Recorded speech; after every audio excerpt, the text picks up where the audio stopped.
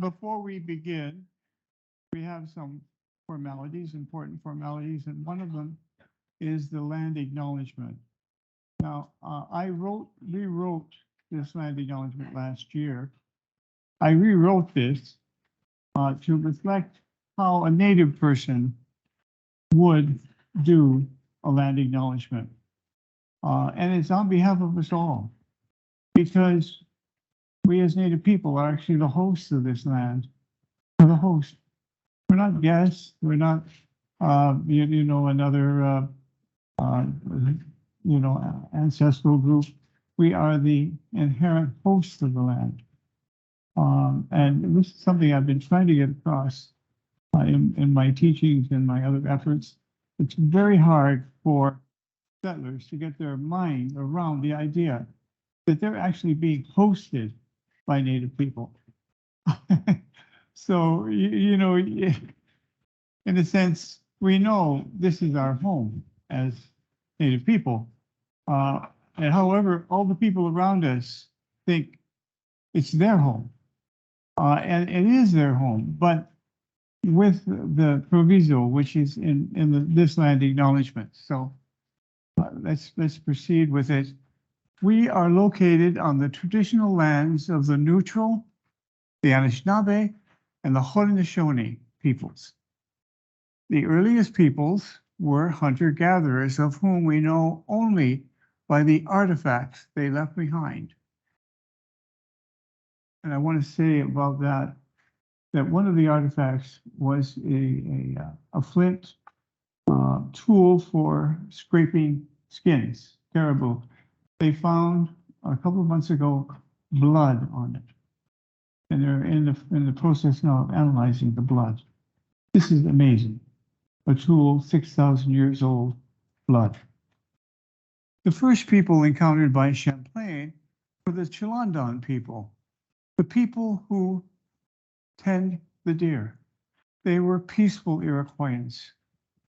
Their neighbors were the Neutral and the Petun people. And farther north were the Hurons, and to the south were the Anishinaabe. So this is a vast shared landscape.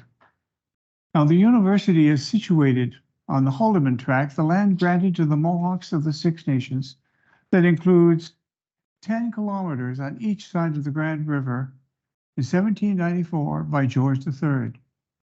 They came here in exile from their traditional lands in New York State. They reside now on the largest by population First Nations community in Canada. They are the direct neighbors of Waterloo architecture. This land that we're on right here was part of our original grant from George III. This was our land. It was given to us. Now you're on it. We also acknowledge the generations of settlers who have made their home here among us. Oftentimes they were looking for the refuge which our Native ancestors had prepared for them. Think about it. Our ancestors were preparing for your arrival, and they wanted it to be a peaceful place for you, out of compassion. And now we greet the coming faces of the next generations who will share these lands. We mustn't forget there are coming faces before us, and this is going to be their land and their home. And I end it with the simple phrase, welcome home, which is always nice to hear from your host. Welcome home. The next responsibility we have is the Ohondan Daliwadegwan. We have to say the words which come before all else. At Six Nations, this is what we do before every meeting, every teaching. We go through these words called the Thanksgiving address. It's actually all of our duties to do this. Next. Very simply, our duty as the ones who walk about on two legs, the people, it's our responsibility to thank all that we've been given. We start with the Earth Mother, our Mother the Earth, that provides This is the beautiful place for us to walk about. The waters, which are the blood in her veins, the fish who swim there. We thank you for doing your duty. This is what we say. Now our minds are one. Thank you, Yahweh. Next, we greet the grasses and the bushes. Those things are often forgotten by people. And then the medicine plants and the berries. All around us is our medicine. And then we remember our sustenance, the three sisters given to us: corn, beans, squash. A perfect vegan protein, by the way. And the trees, chief among them, the white pine, under whom our chiefs meet, the maple that brings the first sweet things of the springtime, and the many other trees that serve their purpose for us. We say thank you for doing your duty and being there, Yahweh. Now we're going to remember the animals who walk about on four legs. Principal among them, the deer. I'm in the deer clan. The bear, the wolf, and we mustn't forget the dogs. Very important to me, as they're spirit messengers, really, and they cleave to us to keep us company. And the birds, chief among them, of course, the eagle and all the other amazing variety of birds who sing for us and help us to understand the cycles of the days. And then the four winds that come from the four directions. You know them: north, place of wisdom; south, this is the beautiful life that we're given here is in the south; and red, for the red race; and then black for the place of the ancestors. We remember them. And the thunders, when the thunders come, it's the voice of our grandfathers telling us, asking us to continue their ways, which are good ways. They're not old and outdated. They're forever. Thank you. And then we remember the sun, our eldest brother, comes, rises, and falls. If he doesn't come, we die. We need his light. We need that fire, the source of all fire. And then the moon, our eldest grandmother, during our creation story, she was put up in the sky to overlook the nighttime. And then we remember the stars and all that's held in the stars, chief among them, what we call the seven dancing brothers, what you call Pleiades. It rises and falls in the sky, helps us to monitor our planting seasons. There are many other stories in the sky. Now we go to the spiritual messengers. Who are they? The chief one here is the peacemaker. And I'll say his name, but we're very, very careful about saying it in public. But I do this for you because you need to know this. His name was Haudenosaunee. When he came with the great message to us, he had help because he had a stutter. And he asked Hiawatha to help him, to do his duty and to bring all of our people into peace with each other, the way we live right now. And then we save our finest greetings for, of course, the Creator, Songwe Dison, the one who made our bodies. That's all we know. It's something that made our bodies. And this body is not complete. There are other spirits in the animals and trees that are much more sensitive than we are. You'll see in a minute. So that's our duty. We're done. Oh no. And we always end by saying, we want to include in this greeting the things we have left out, which are many. And we ask forgiveness and ask the Creator to include those in our greetings. Okay, next. Now, this is the North Star, and it's a time-lapse photograph showing the movement of the stars around the North Pole. You have to sit quietly under a night sky for maybe 3 or 4 hours before you begin to see this movement. It's absolutely stunning. And from the poet Rumi, when the stars revolve around the North Pole, they are yearning, yearning for our growing consciousness. This is the role of the elder, is to engage with deep consciousness and bring it to any meeting with him or her. And it's a very deep responsibility, and you don't get there easily. So I'm going to show you my journey, and it's a unique journey because I don't know of any other elders who are actually architects. Usually architects are too busy to dole out wisdom, except there are some, like Louis Kahn, like Frank Lloyd Wright, who were constantly extolling wisdom for us. You know, I guess I'm somewhat in that line. Not nearly as good an architect as those dear men. Thank you. Let's go next. My name, William Woodworth. It's a British name. My dad was British, my mom was Mohawk, and they gave me the name Lawinokwas. He dips his words. Bear Clan, Mohawk, and Uhaga Nation adopted into the Deer Clan of 6 nations of the Grand River, which is only 50 kilometers from here. And it's an amazing, dense culture. Stunning, and yet it's virtually ignored. How could they ignore the power of our culture? But they do. And then I went to architecture in Ann Arbor, University of Michigan, and I have a doctorate in traditional knowledge in the recovery of the indigenous mind in the School of Transformation and Consciousness from the California Institute of Integral Studies. And as of last year, I was appointed Elder in Residence at Architecture Cambridge here and the University of Waterloo Engineering. And I'm very humbled. You'll see how I got appointed. Very reluctantly, by the way. Next. Now, the path to elderhood. It is a pathway. And the pathway actually began probably when I was a boy.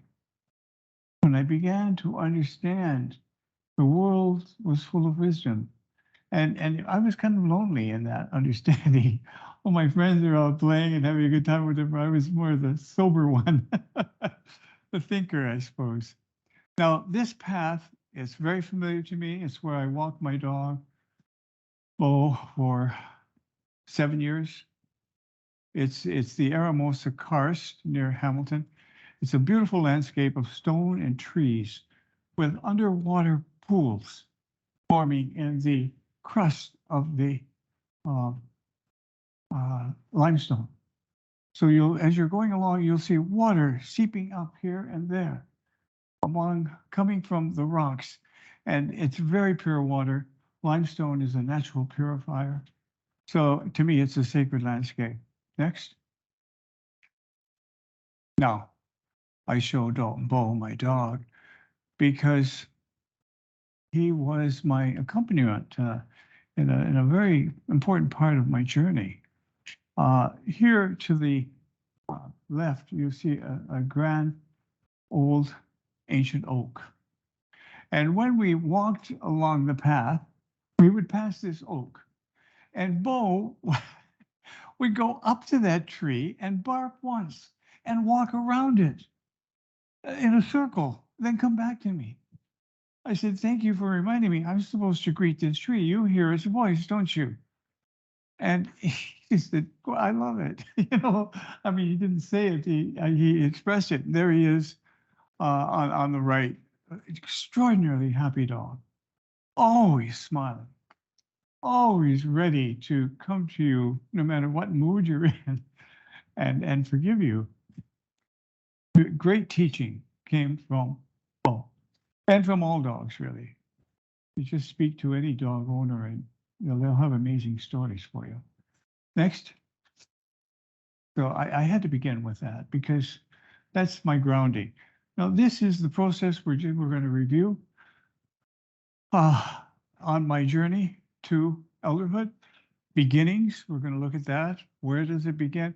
My apprenticeship of an architect, how I became an architect. And then my immersion in my architectural practice and teaching, and then returning to my native origins late in life, and then seeing the role of an elder, studying with elders, and them telling me that I will be taking their place one day. And I said, no way.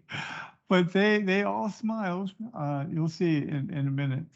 Then, as an elder, I have to, in a traditional way, be selected by women.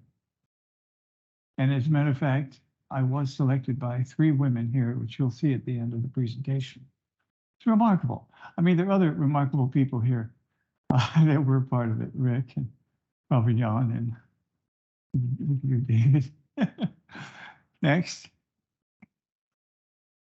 Now, let's be aware for a moment of where we are.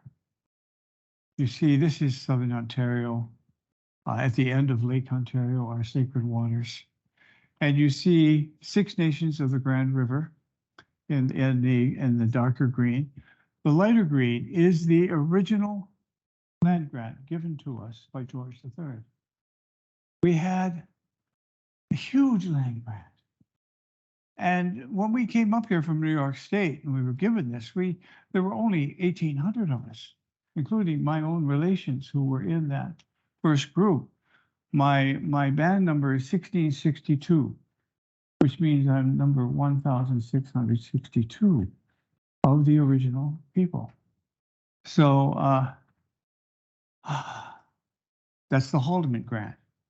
And then above the Haldeman grant, you see Cambridge. And above that, Waterloo. And Cambridge and Waterloo are at the epicenter of our land grant. They're at the actual center. If we could put a marker in the pavement outside in the terrace, this is the center of the Haldeman grant. We'd be right on. And we're right on the Grand River, which is marvelous to me. When I came here to teach, I thought this couldn't be a more welcoming moment in my life. To be on the Grand River, to be close to architecture. What a gift.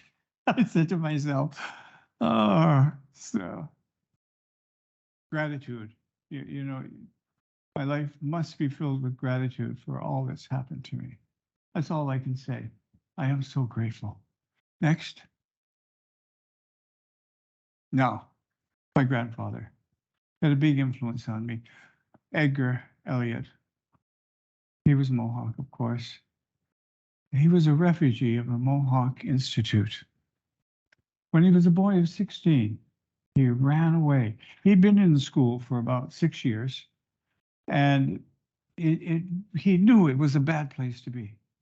There were bad things going on. He couldn't articulate them, but one night, and he didn't ask anyone to come with him, he lowered himself out of the bathroom window on the second floor. He took me there and showed me the window. That's where I went out. And all I could do was, like, in the middle of the night, I just started walking. And he said, I just speak Mohawk. I have no money, Bill. But I start walking, trusting the ancestors will help me. And they did, lo and behold. I got on the trail, which is today Dundas. And so I started walking. I walked to Detroit because I knew if I got across that river, they couldn't take me back to the school because they had truant officers running around all over the place. And a lot of young kids were running away in those days from school. But he happened to be a native boy. He came into Detroit in 1911. It was a propitious moment because they were electrifying the city. Thomas Edison had built the first electrical generator in the country in Detroit. So my grandpa was looking for a job, and someone took him under his wing and asked him if he would like to be an electrical technician. And he said, well, why not? He said, it's a good job. It pays very well. So I was among the first generation of people who installed the infrastructure for electricity. And I spent the rest of my life with electricity. I became an electrician. My sons followed me. And we had a company called the Elliott Brothers Electric. And I loved it. I loved it. He said, I would go to work with him sometimes. He would say, Bill, never forget your Mohawk. Don't forget it. So I said, okay. He said, but be very careful who you tell. Very careful. Might not be to your advantage. I can't tell you how or when, but it's been okay for me. He said, because I fit in, I contributed. He said, I didn't stand by the side and, feel pity for myself. I contributed. He said, that's what you should do. But if you ever find yourself in a situation like I found myself, run away. That is my advice. It's not cowardly, Bill. Run away. You're telling me to run away? Yeah. But you have to do it sometimes. He had a great sense of humor. He had a big open car in the 1920s. You could fit a lot of people in it. He would load up the kids from the neighborhood in the back of the car on a Saturday and take a drive, because it was quite unusual to be in a car, and tell them native stories. They became infamous in his neighborhood as a storyteller. Next. And then, Haudenosaunee, Two Arrows Bound Together, Joseph Brant. This portrait is, it's a stunning portrait that my mother gave me when I was a boy. I didn't know who Joseph Brant was, but she saw he was a Mohawk and he had British clothes on. And she said, Bill, this is you. This is your identity. In this man is consolidated your identity in this life. He is my ancestral mentor. And in my office here, I have his portrait, this portrait on the wall. It's a very important portrait. It was painted by George Romney around 1776 when Brant was in London. He went to London to see George III to arrange for our land grant here. And he was the toast of London when he arrived, because the British at that time loved Native people. They thought they were beautiful and exotic. Not like they were treated here in England. They treated him quite well. And he finally did get his audience. And lo and behold, we're here because of it. So this is important to remember, that the two cultures are working together. Mohawk and British. It's not like two different worlds. It's like a world where we are woven together to carry out our life together. Next. See, two arrows bound together. Two worldviews. That's why his name was Haudenosaunee. One was the Mohawk, one was the British. Now, we move on. Frank Lloyd Wright, Broadacre City, 1933. Wright created this idealized city he had a real lull in his career with nothing to do. So he set his apprentices to work on a 12-foot square model of an ideal city, which some people attribute to, a prelude to urban sprawl, but it's actually much deeper than that. Now, I show this because there was a circular stadium in the model, and then there's this piece right here reaching up, that tallest freestanding object in the entire city. What does he call it? A totem receiving and a beacon sending to the lost tribes of a continent. What? When I read that, I happened to be at Taliesin for a conference at Taliesin West, and Cornelia Brierly, one of Wright's apprentices, one of his only female apprentices, I knew she'd been appointed to travel around with this model because it toured the United States. So we were at lunch, and I sat down next to her. She's quite elderly at this point, about 90. I said, "Oh, Cornelia, I said, a native Mohawk, what did Wright mean by that totem and a beacon to the lost tribes of the continent? Nobody explains it. Well, you know, Wright said, rather, Cornelius said, I was told that we're going to fly banners from it to announce events. But in fact, Wright told me that what it really was one word: atonement. Atonement. Atonement is when you act out your request for forgiveness, not in words, but in actions. You build something. It takes an effort to build that small structure. Wow. So this got me to thinking about atonement. Let's go next. Because this is part of the route to being an elder. You have to atone, to cleanse yourself. Architectural atonement. What is it? An empathetic action, a design and building in response to injustice. Isn't that our present situation? An empathetic offering, architecture, is an act of understanding and forgiveness. How can architecture be an act of forgiveness? It can be. An empathetic yearning. The stars are yearning for our growing consciousness. And awakening, awake to become one once again with all creation, coming home. Wow. I mean, this is a huge journey that we're on in this. And then return to the beloved, where there's only love without judgment and without conditions. And it is evoked in sacred architectural space. So it's very powerful. I mean, in the sense, it goes from the simple thing, an empathetic action, into a vast spiritual reality of oneness. Wow. But it happened to me. Next. And it happened to me unconsciously. During my career, I did projects which were acts of atonement. I didn't know what to call them, but they were unique projects. And I was unconscious of that I was streaming it, but I did it. Next. This was the first thing in 1975.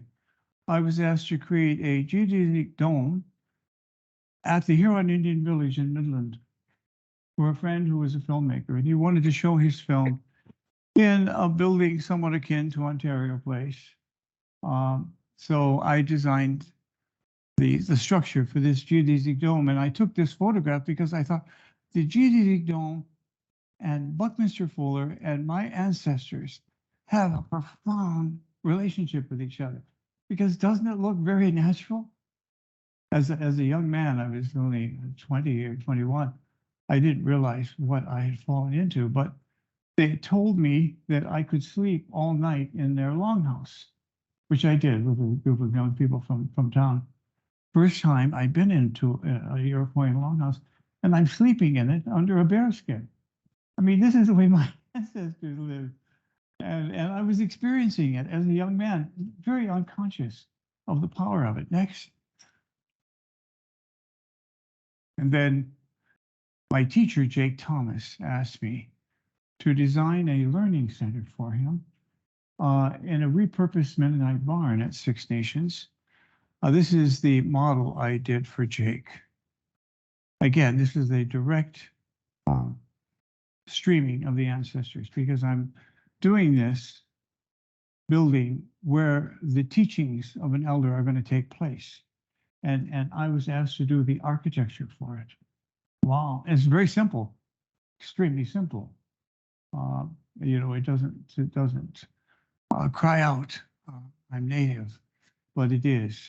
In Toronto, I had an architectural practice in Toronto, and one of my clients was a dear patron, Jewish, Howard, or rather, I'll name them Roger and Susan Sturnell.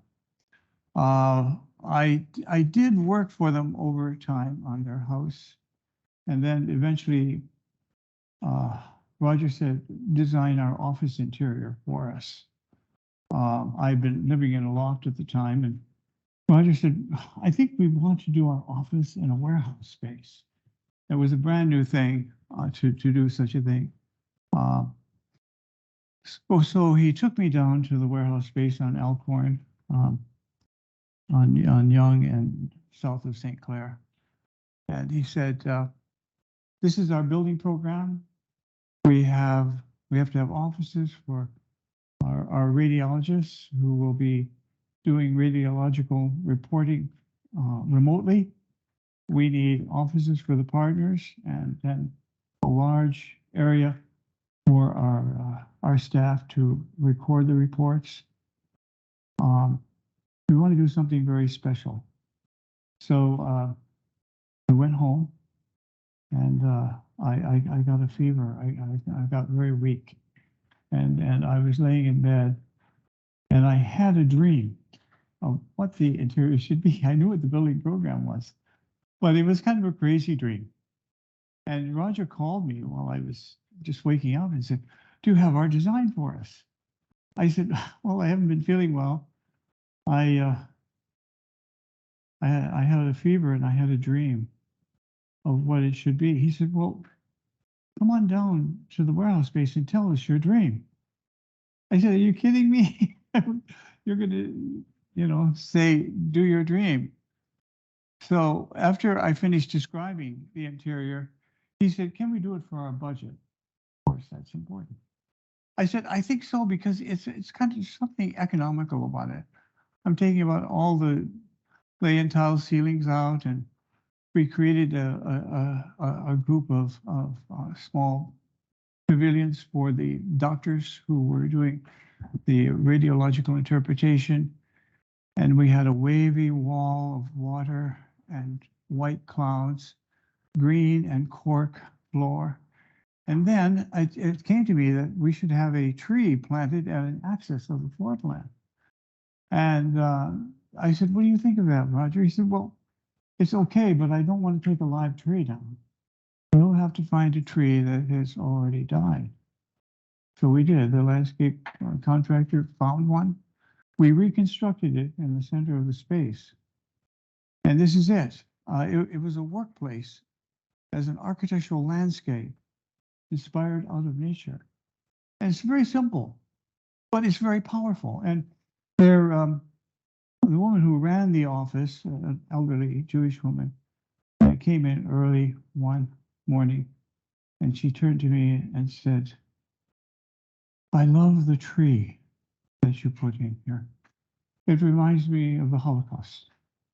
My husband was killed in the Holocaust, and to me, it's a memorial to him." Wow, I didn't think of it that way. And then she said, "The lighting you've done in here, it's quite dark. It's kind of hard to work, but I wouldn't change it because I know that you're a romantic. You like the softer lighting levels, so I'll put up with it." I said, "How sweet!" Like, I mean, all of this, the commission and then the response to it told me that I was doing some work around atonement. And here, the atonement for the Holocaust. I didn't even know it, unconsciously. Next. This is all in preparation. Then I was in Detroit for a few years, and they asked me to do an exhibition. And it was quite a striking exhibition. You see here a picture of the installation. The exhibition was called "Empowering the City," and I called it "An Architectural Prayer for Urban Healing," because of course Detroit is a very degraded city. My students at Lawrence University helped me with the installation. We did a model of the city. We floated it between a model of the night sky and below an offering of corn and various things in the middle. And we had it floating freely in the space. And floating in, I call, eternity. And I dropped feathers from the corners. The curator, who was Italian, Detroiter, said, "What are the feathers for?" I said, "Don't you?" I said, "I can't tell you. You're supposed to know. It's when you look at it." Oh, he said, this is very threatening, this exhibit. It's undermining the other exhibitors who are simply doing buildings, and you're taking on a whole built area of the city. I said, but it needs it. It needs profound rebuilding. Look at it. It's mostly abandoned. Now, at any rate, we did it, and during the opening, uh, there was an architect who came up to me and said, "Oh, Bill, we have to go over to your exhibit because my wife's in front of it, weeping uncontrollably. Go and console her." And she said to me when I arrived, she says, she said to her husband, who was a graduate of MIT, she said, "You know, dear, you're a wonderful architect, but Bill gets it. Bill gets what this city needs." That's why I'm crying. So again, I'm doing atonement without even knowing it. We're a desperate urban situation. Next. And then I founded a foundation to create a sacred ceremonial site in downtown Toronto. It was the culmination of my doctoral dissertation. Toronto, a beacon to the ancestors, partly from Frank Lloyd Wright. We had a beautiful founding board and members. Next. And here was the site plan for it. I call it the sacred eco realm of the ceremonial emplacement from the atmosphere above of the psycho-spiritual cultural event and exhibition series. In the middle of it, you see there's a circle in the middle. It's a launch, 75 feet in diameter, and it's woven in around a tree, which will grow. And then on either side of it are longhouses done in the spirit of Frank Lloyd Wright, north, south, east, west. Disarmingly, here's the circle, and then here are the two longhouses, sacred fire, the great white pine here, and this is oriented true north, south, east, west. As you know, Toronto is shifted degrees from that. So people would come down here in their ancestry, add a fire here, and then be invited down here, and then come into this great exhibition space, a great dome, which would have models of the city of Toronto through a 12,000-year period, starting with the flooded Lake Iroquois and ending with the return of flooding, just to give people a deep perspective on the time that we're living in. And then here, these great pavilions would have ceremonial offerings, one culture to another. So I envisioned that people would come down in their specific ancestry. Let's say it was Italian. Let's say it was Chinese. Let's say it was Greek. Let's say it was British. They all come down in a group of their ancestry, transferring their neighborhoods in Toronto into a small group of people who will come down. And what will happen to them? They're going to be adopted in the ceremony. And they're going to be given a name and a clan and a nation. And when they leave, they will have a native identity. And they will leave cleansed and also very happy. That was my dream. It's still alive, but I worked for 12 years with Waterfront Toronto, lobbying for this land. They finally gave me 16 acres. But then they promptly told me that it's so contaminated, it's not habitable. I go, okay, this sounds like an old story where you give contaminated land to native people, but they didn't get it. They didn't get it. So I just had to distance myself from it because it was too difficult to bear the shunning and the manipulation that took place there. And it didn't look like manipulation. It looked like a very nice group of people at Waterfront Toronto who were very conscientious about consulting all of the stakeholders. But it was a very guarded kind of participation they gave me. Next. And then this was the house I did for the Baches north of Kingston, Ontario, in the spirit of Frank Lloyd Wright. in a very densely wooded area on a small lake called Stonehouse. And it was my homage to organic architecture. It was, without going into detail about it, it was on a trapezoidal grid, hence the shape of the roofs. And the centerpiece was a great stone pier with a fireplace and kitchen in it. Living area here, bedroom areas here, raised off the ground because it's in a floodplain. Next, this was my atonement to the forests of Ontario. Now, the next phase, I went to the California Institute of Integral Studies to do my doctoral work. Very romantic, going to San Francisco. This building that Haight-Ashbury, of course, this is the famous Golden Gate Bridge. The school was only founded in 1968 as the American Academy of Asian Studies, but then it branched out to do Asian and North American culture together. And our classes took place in residencies in the California redwoods north of San Francisco, in a beautiful group of buildings called the Shadows. It's up in Marin County, north of San Francisco. You see here, this is San Francisco, and our classes were up here in this area.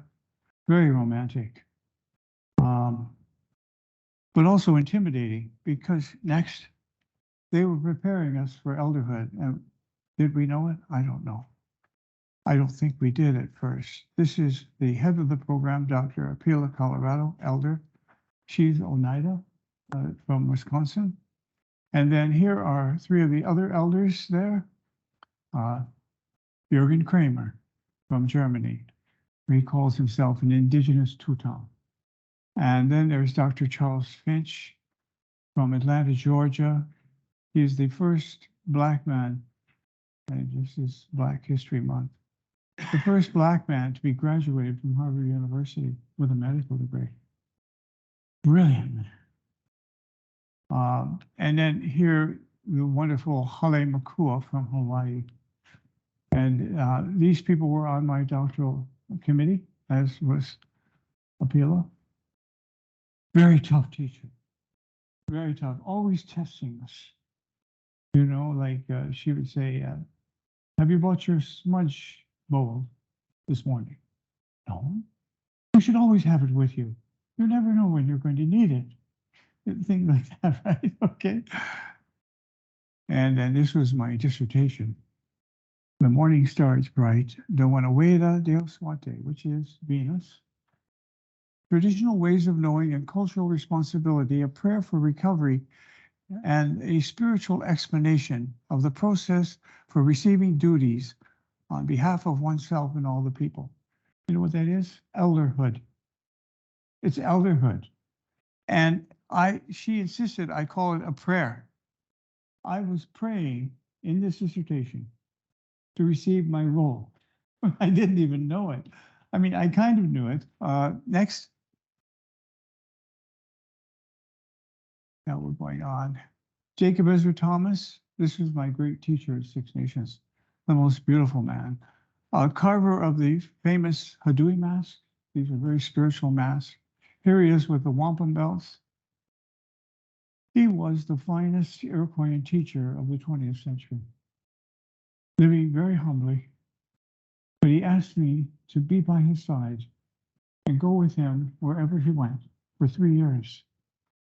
And I was witness to all of his teachings, all of his consulting, and I was with him in his spare time. So I began to understand what the life of an elder is like from the inside. I said, why am I here? I didn't grow up here at Six Nations like you. You're here for a very good reason, though. You understand. You really do understand our culture. That's why you're here. I said, I do? Yes. You don't even have to think about it. It's in you. Next. And here he is teaching us in his very humble learning center with another man I'm very close to, Albert Bowen Screen. He's the Mohawk sub-chief. He is actually learning from the chief because he realized his role as sub-chief. He wasn't well informed about what his responsibilities were as a sub-chief. So he had to go and learn. And he asked me to come with him. That's how I got introduced to Jake. He's actually interesting because he was at Pearl Harbor with my two uncles. They were, Pearl Harbor was on a Sunday morning. The native guys were all in one barracks, separated from everybody else. They couldn't go out partying because they didn't feel alcohol when native people went together. So they were there in the barracks when they heard the attack. It was horrible. My uncle never forgot the horrible things they had to witness there with all the death. Never forgot it. Bowens was there. And here I'm in Six Nations, right? That was Pearl Harbor, Hawaii. You know, I'm putting all this together. It's timeless. Next. And then here he is with his Gastoa, and these are the horns of his office. Here on the table is my Gastoa, my Mohawk Gastoa. He's Cayuga. They have a single feather going up. We have 3 feathers going down across the center of the headdress. And there's the 2-row wampum. Here's the 2-row wampum down here that I wove. It's the agreement between yourselves and us to share the waters, let's say the waters of the Grand River, equally side by side. We in our canoes, you in your tall ships, metaphorically. That agreement, when it was made 400 years ago and given to the Dutch, we said to the Dutch, this agreement is forever. We emphasize forever, right? Well, what happened to it? It got degraded, but it's still here, isn't it? And it can still be revived. In fact, it needs to be revived. We're in desperate need of it. Next. And then here is my clan mother, Isabel Miracle. She walks along the water's edge. She gave me my name out of pity for me. I was in a gathering of people of Six Nations, and they were going around the room, and they said, who are you, Bill? They wanted me to say Bear Clan Mohawk. I said, I don't know who I am. I'm nobody. I'm nobody. I said it in front of all my Iroquois, and I said, she called me up that night. You are somebody, and here is your name. And not only that, we want to adopt you into our dear clan. We're very special people in the deer clan, very close to the Creator. And you understand. We want you in our clan. Wow, a Mohawk bear clan adopted into a deer clan? I've never heard of such a thing. But it happens because Native people break protocols. They have protocols and they break them. So as an elder, I have to know when to break protocols to do what I'm supposed to do. Yes, I follow the ways of the ancestors. Next. And then Richard Hill. This is a dear friend of mine. He is, his dad is Mohawk. His mother is Tuscarora. He was born in Tonawanda, New York. He played a big role in the founding of the American Museum of the American Indian. Came back to Six Nations, and he is an incredible historian. I love this man. And here is a quote from him just to show you. Rather than to think of elders, it might be more productive to think of good-minded people in whose presence our own good mind can shine. That's how I see my role. I want your good mind to shine. And then here I am. I took a stab at actually defining what I think an elder is over here. And you can tell me if it's a good description or not. The role of an elder is to serve as a mentor and leader. He is a source of knowledge and experience. His advice is sought out. An elder is a bridge between the past and the present, and an inspiration and a guide into the future. passing on stories, traditions, and values of his culture. The tobacco tie, which very nicely Leslie bought a tobacco, some tobacco offering today. This is the communication between an elder and yourself. Take him a tobacco tie. A sacred fire where we offer our tobacco. We're going to have a sacred fire here. It's already been designed. Is John here? John began? No. His class designed one last year, and it was broken down, and we're going to rebuild it in a beautiful flat area along the Grand River in a park adjacent. We're now in the process of working with the city of Cambridge to get the permission to do it. We'll have a sacred fire. And then this is one of the smoke holes in the longhouse, which is basically our calendar. The way this light shifts around the longhouse tells us the time of the day, the time of the year, everything, in just the shaft of light. How beautiful to live in your own calendar. A new day. That's what I hope. You know, I'm the first elder here. We have one other elder on the main campus, Mohawk Henry. He's a ceremonialist and healer. He's in the Department of Health. So he and Jean Becker and I, Jean Becker is the head of the Indigenous Initiative for the entire university. Wonderful woman. We envision a new day for University of Waterloo. And interestingly, the president, Mr. Goel, committed to indigenizing the entire university before 300 people in September. I couldn't believe it. We gave him a 2-roll wampum and a dish with 1 spoon. He loved it and had me frame it, and it now hangs in the university Senate room. You can believe it. So that's the new day. Now, one more.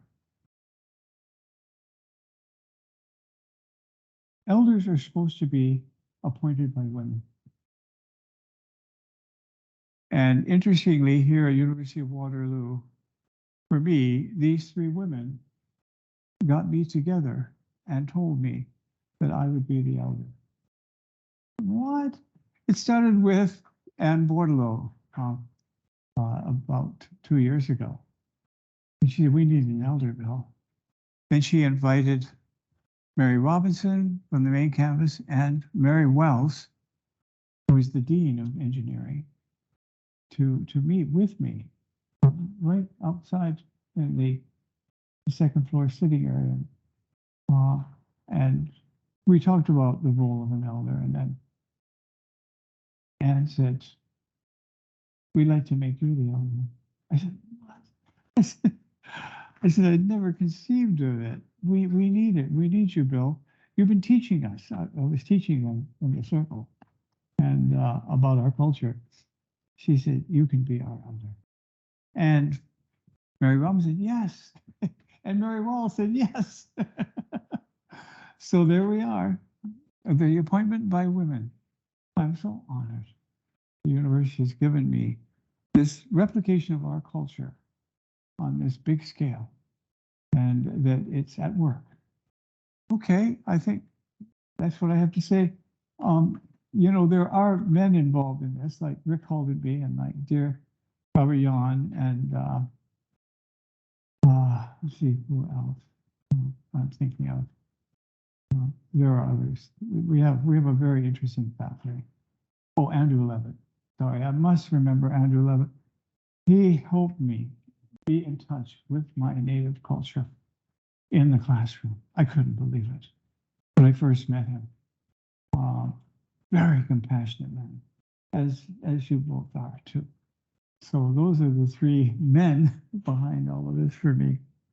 Well, that's what I wanted to say. Thank you.